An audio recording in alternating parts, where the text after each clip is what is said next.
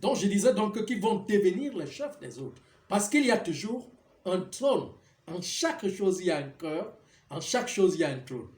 Donc même dans les progénitures humaines, il y a toujours des trônes. Il y a toujours des trônes, des cœurs. Donc ceux qui sont les aînés, ceux qui sont plus âgés que les autres. Vous voyez un peu.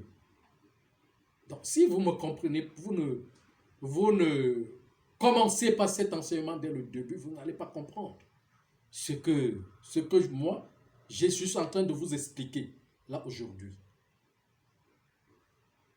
Vous comprenez? Donc, ce qui fait perdre l'humanité, c'est le chiffre 2, là, 2000 ans, 2 millénaires.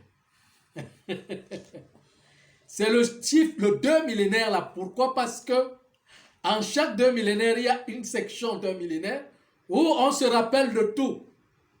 Parce qu'on va étudier la grande science. En 158 ans, pour 2200, on doit se rappeler de tout ce qu'on connaissait avec le corps de gloire.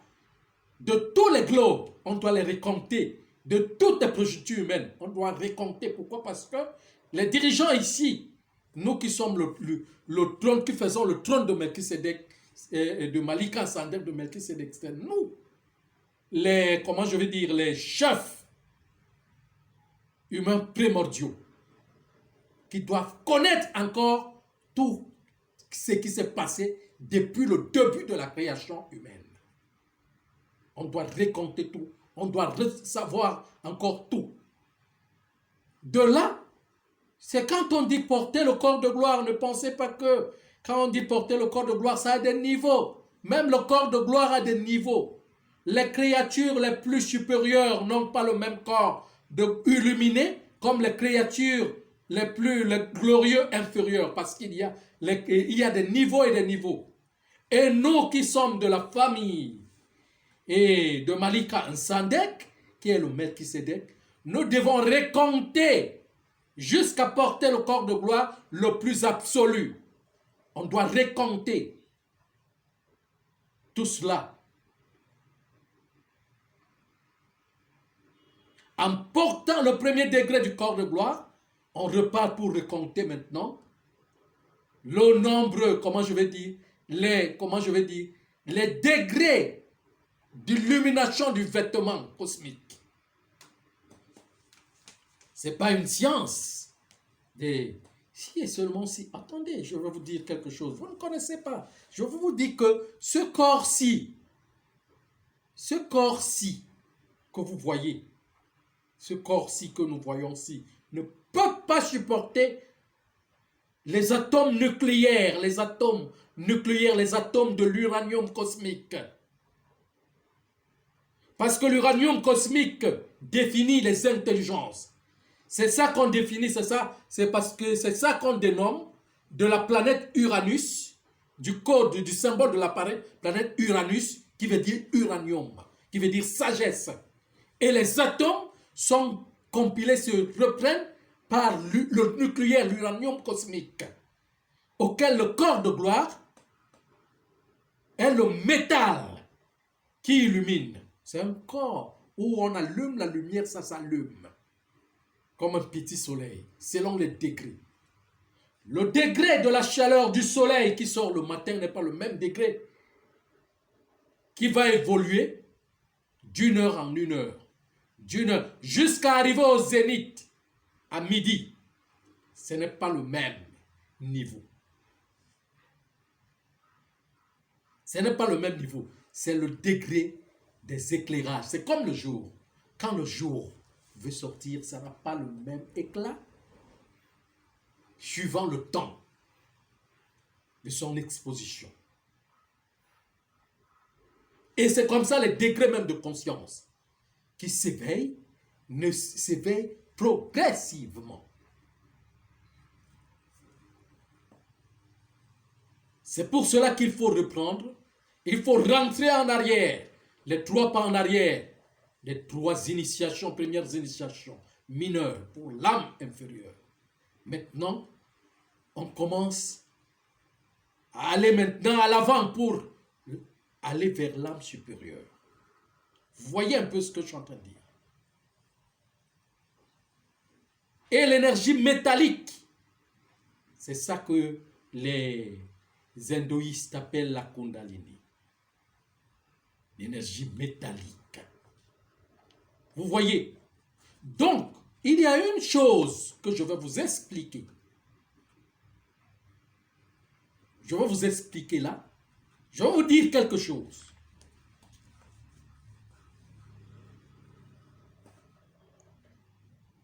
Le projet que vous entendez armes bactériologiques dans le monde est composé des atomes nucléaires. Vous savez comment, en code cosmique, comment on va communiquer les impérialistes?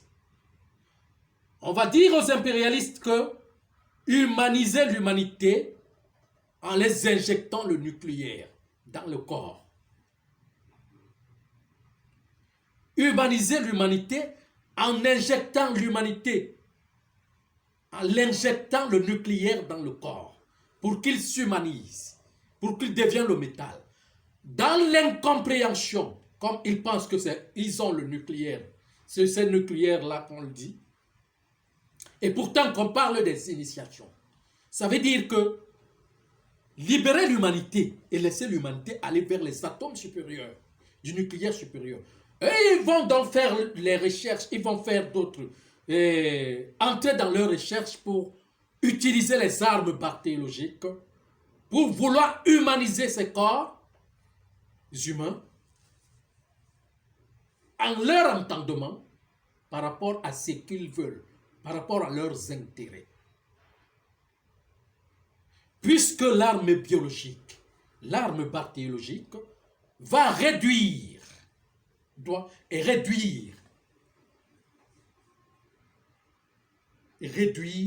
les corps inférieurs. Et eux, ils pensent qu'ils sont des dieux, que c'est eux qui sont des dieux qui doivent faire ce projet pour réduire. Et pourtant, qu'eux-mêmes sont des petites créatures humaines auxquelles qui sont dans ce programme de réduction. C'est les corps supérieurs, les atomes supérieurs qui vont nous réduire. Nous, tous, qui vont nous réduire. Et on doit passer par l'événement systématique du déclenchement de l'arme nucléaire. Alors donc il fallait demander au génie, qu'ils demandent au génie, à eux les impérialistes qui demandent au génie, pourquoi le nucléaire a été découvert et l'uranium a été découvert pour former les armes à destruction massive. Pourquoi? Parce que ces armes ont un programme de destruction.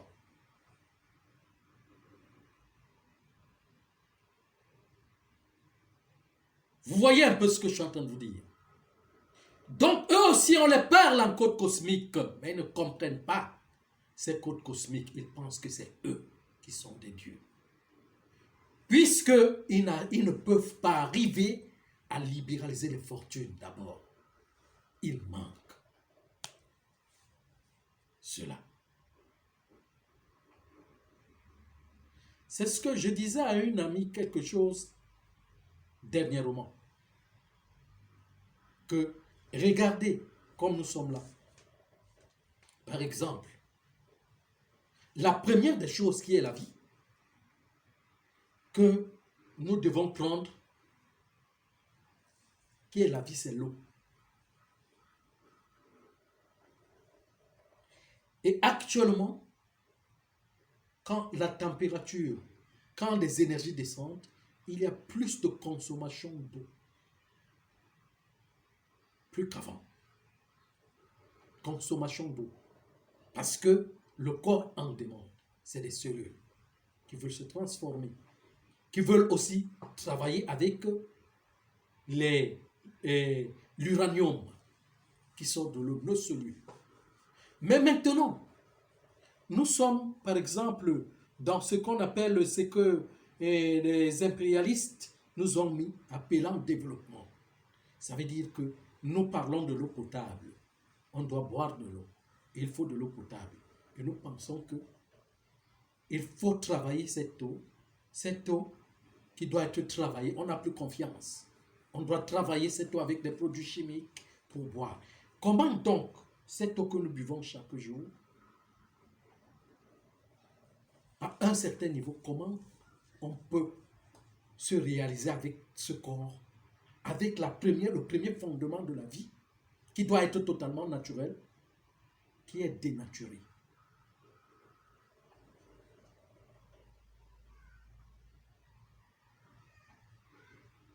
Vous voyez? Et on dit que ils disent que ils ont des moyens, ils utilisent bio. Mais je ne vois pas des gens confortables puiser de l'eau ici à la source et boire cette eau, disant que cette eau est totalement naturelle, il faut la boire. Ils auront peur. Ils n'ont pas confiance à la nature. Ils auront peur de boire cette eau parce qu'ils vont toujours voir qu'il faut que cette eau passe par les industries scientifiques de traitement d'eau pour la boire. D'où on ne fait plus confiance même à Dieu. On ne fait pas confiance à Dieu. Les gens qu'on appelait les indigènes, à l'époque, peuvent détruire, leur corps à l'époque peuvent détruire les maladies que nous avons aujourd'hui.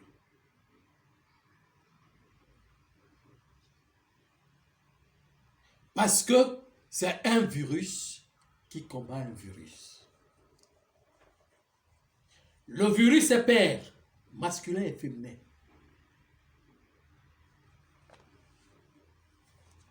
Hein? Les anticorps d'un virus, comment je peux appeler ça? Les anticorps qui combattent un virus sont composés d'un autre virus de protection. Il y a les virus de destruction et les virus de protection.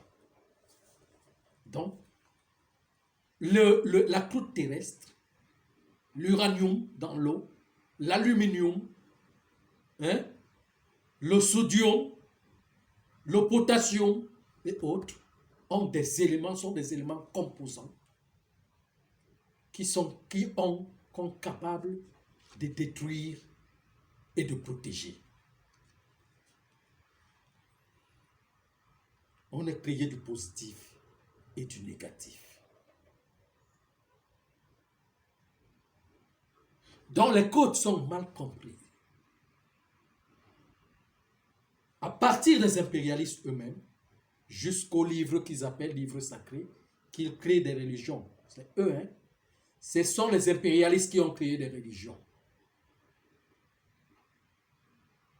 Et il n'y a pas quelqu'un qui était sur cette terre qu'on appelle Jésus, Abraham et autres qui ont écrit tous ces livres. Ça, c'est faux. C'est eux qui ont écrit des livres qu'ils préfèrent vous donner. Et ce qui est nature, puisque ce qu'on appelle Abraham, Isaac, Jacob, Jésus, ceci, cela et tout, est totalement naturel. C'est un fondement totalement naturel. Les âmes quand les âmes s'éveillent, n'ont plus besoin de livres. Vous pensez que, par exemple, est-ce que, comment je veux dire, les gens qui vivent dans les forêts les plus éloignées, qui n'ont jamais vu de livres, n'ont pas de culture, et vivent mieux que ceux qui pensent, qui ont des livres de religion. Que ce soit dans le domaine médicinal, que ce soit dans le domaine archéologique, l'architecture, dans tous les domaines. On ne va pas montrer à une fourmi comment construire sa maison. On ne va pas montrer à un oiseau comment construire son nid.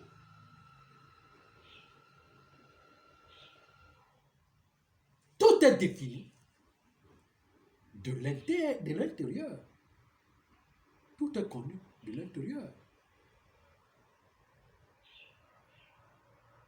Après avoir que la mère ait accouché ses enfants chez les animaux, à un certain moment, quand ça arrive, un temps arrive, la mère laisse ses enfants, ses petits, qu'ils aillent continuer à vivre ce qu'elle les a enseignés.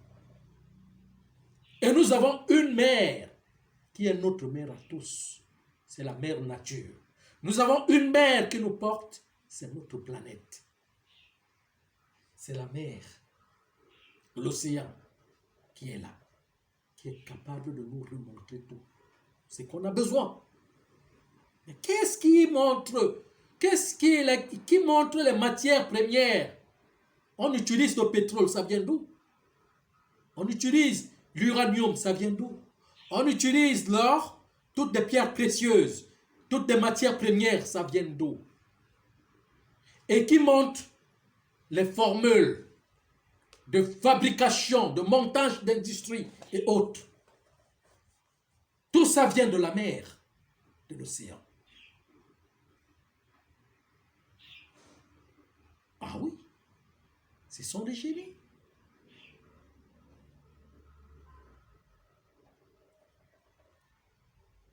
Vous voyez, on dépend de tout cela. On dépend de tout cela. On dépend de la matière. Voilà. Nous sommes sur la matière. Et la matière nous contrôle.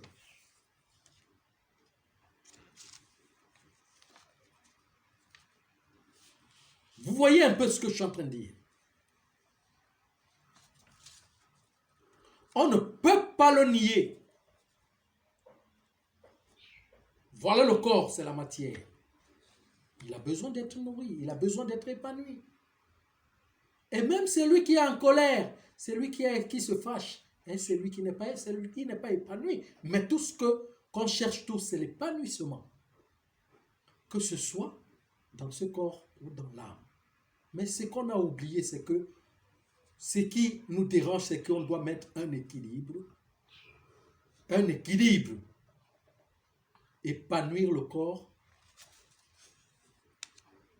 Mais le premier épanouissement, c'est celui qui fait que le corps bouge. C'est notre âme.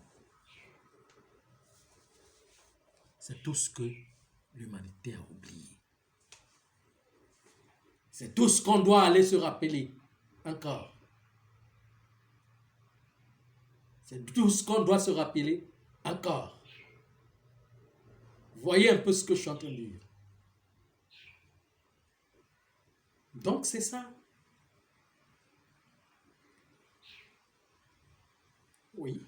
Vénérable Maître, vous avez parlé des génies tout à l'heure. Les génies, ce sont les génies qui apprennent tout, même les industries. Bon, est-ce que vous pouvez nous donner la différence entre les génies de l'eau, les génies du feu, les génies de l'air et les génies du sol, de la terre? Lesquels sont les plus puissants, les plus évolués? Quels sont leurs rôles? Est-ce que c'est possible de nous donner ces détails? Bon, si et seulement si on construit, un parent qui construit une maison de 4 chambres, à part sa chambre, de 4 chambres, et chaque enfant doit prendre une chambre. Quelle sera la chambre la plus grande? Justement, la chambre du parent. Hein? La chambre du parent doit être la plus grande.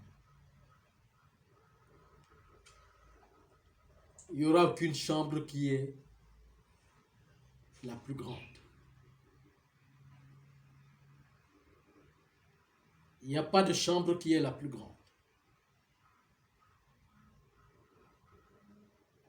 Il y a seulement ce qu'on appelle spécificité. Les mêmes degrés qui règnent. Les mêmes degrés qui règnent. C'est ça qui règne en tout. Et tout est entremêlé. D'une manière ou d'une autre. On ne peut que appeler ce que vous voyez là, la matière, l'eau. Un génie habite dans l'eau. On ne peut que dire que ce n'est qu'une ville. Mais si, et seulement si, par exemple, nous sommes dans la ville de Douala, et que toutes les personnes habitent, nous tous, nous habitons à Douala. Nous sommes à Douala, non? Ça ne veut pas dire que celui qui habite à Bonabéry est plus grand que celui qui habite à Niala. L'eau que vous voyez, ce n'est que le cristal. Ça ne veut pas dire que celui qui vit dans l'eau est plus grand que celui qui vit sur terre. Mais c'est des degrés. Il y a des degrés. Il peut y avoir des degrés supérieurs de l'un, des degrés supérieurs de l'autre qui s'entendent. Donc sur les 4 éléments, tous sont la même, mais ont des spécificités différentes. Sachez que c'est ce qu'on appelle les affectations. Tous ont les 4 propriétés, mais peuvent décider d'être affectés. On m'affecte dans telle ville, je m'en vais travailler dans telle ville. Mais le même département du même ministère. Donc nous sommes dans le ministère de la fonction publique. Maintenant, moi, on m'envoie dans tel département ou dans telle ville. Je m'en vais travailler dans telle ville. Je m'en vais travailler dans tel élément. Mais nous sommes dans un même ministère. Vous voyez un peu ce que je suis en train d'expliquer. Hein? Donc c'est les mêmes. Qui connaissent les mêmes choses. Qui ont les mêmes connaissances, mais les spécificités différentes. Qui peuvent décider d'être affectés de l'un ou de l'autre. Ils ont le même âge. Comment? Ils n'ont pas le même âge. J'ai dit, il y a des degrés différents, des âges différents. Avec des spécificités différentes. Mais, celui qui travaille ici peut être affecté à aller travailler dans l'autre élément. C'est les mêmes.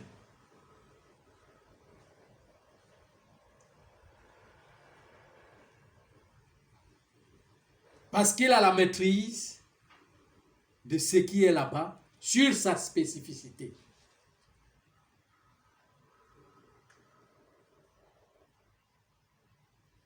Vous voyez un peu ce que je suis en train de dire.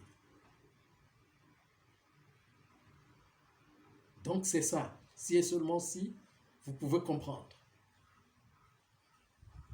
Mais maintenant, il y a ceux qui tamisent des matières. Comme par exemple, les génies d'une rivière ou d'une fleuve sont ceux qui tamisent le sel de la mer. Comment je vais dire? Non. Sont ceux qui travaillent les nappes d'eau pour qu'elles soient consommables. Puisqu'il y a déjà des nappes qui peuvent tamiser le sel. C'est la même eau. Quand vous voyez, c'est l'eau de l'océan qui va former les fleuves, les rivières pour rentrer encore dans l'océan. Mais il y a des nappes qui vont la tamiser. J'en ai déjà fait une vidéo là-dessus.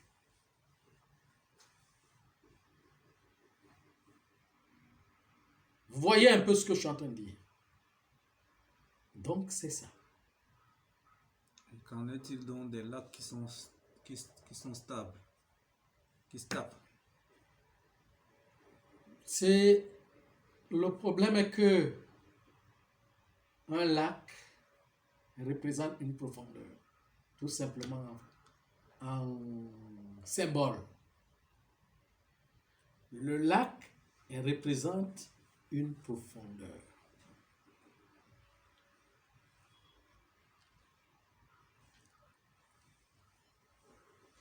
De quelque chose.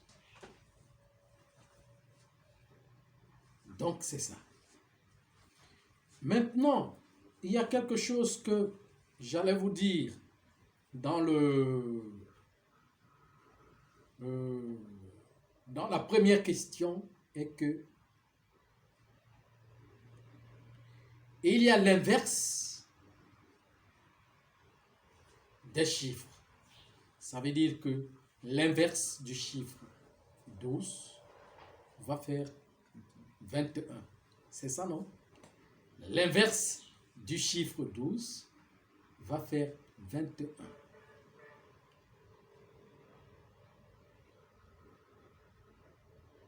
Il y a souvent un chiffre qu'on appelle 12-21.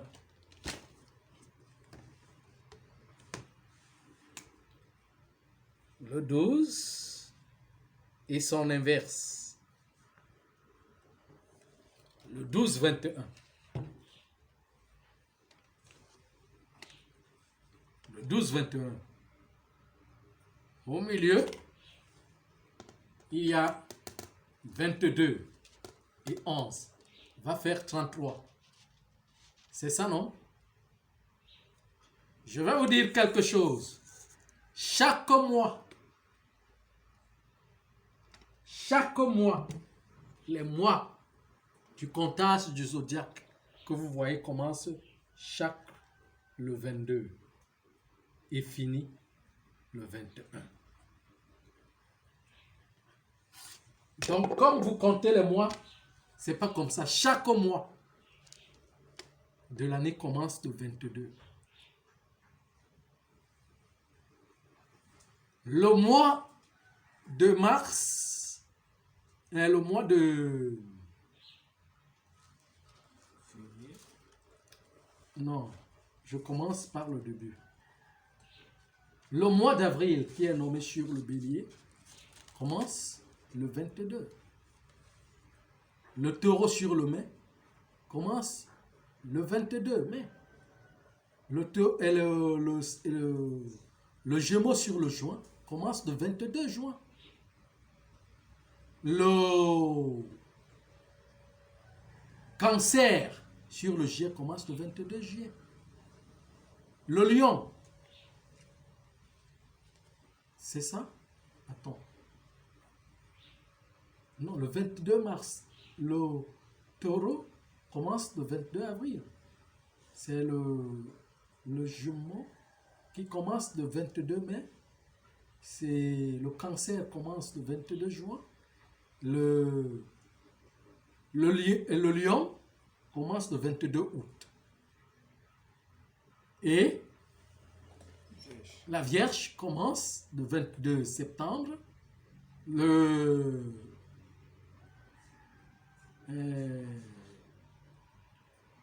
Scorpion commence le 22 octobre. Le Sagittaire, c'est ça? Qui suit, non? C'est le Sagittaire.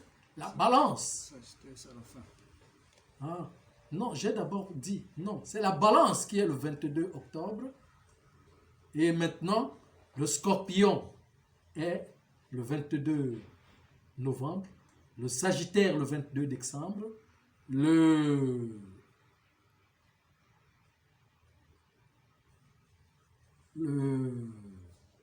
Le Capricorne, le 22 janvier, je pense. Le Verseau, le 22. Le Verseau, c'est le 22 février. Non, le Verseau, c'est le 22 janvier.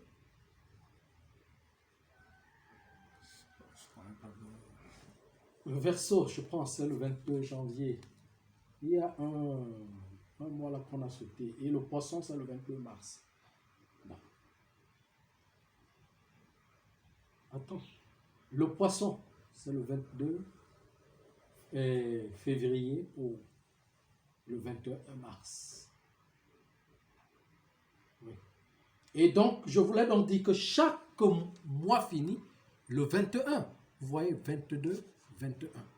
Donc, ça veut dire que quoi? Dans la nature, c'est comme ça que nous, on compte. On comptait le calendrier, le juste calendrier qui est clair.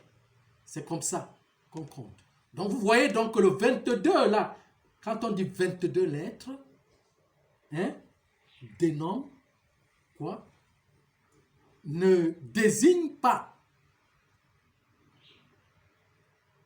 ne désigne pas ce que la Kabbale appelle seulement 22 lettres, mais est inscrit déjà dans la nature auquel sa connaissance est connue. Donc c'est pour cela que quand je vous dis 22 dans la nature,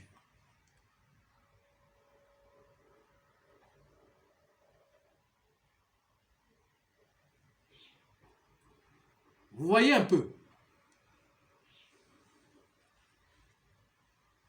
Donc c'est ça.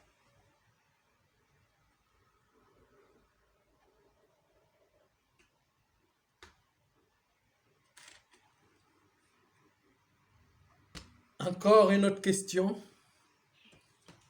Non, pas pour le moment, pas pour l'instant. Voilà. Merci.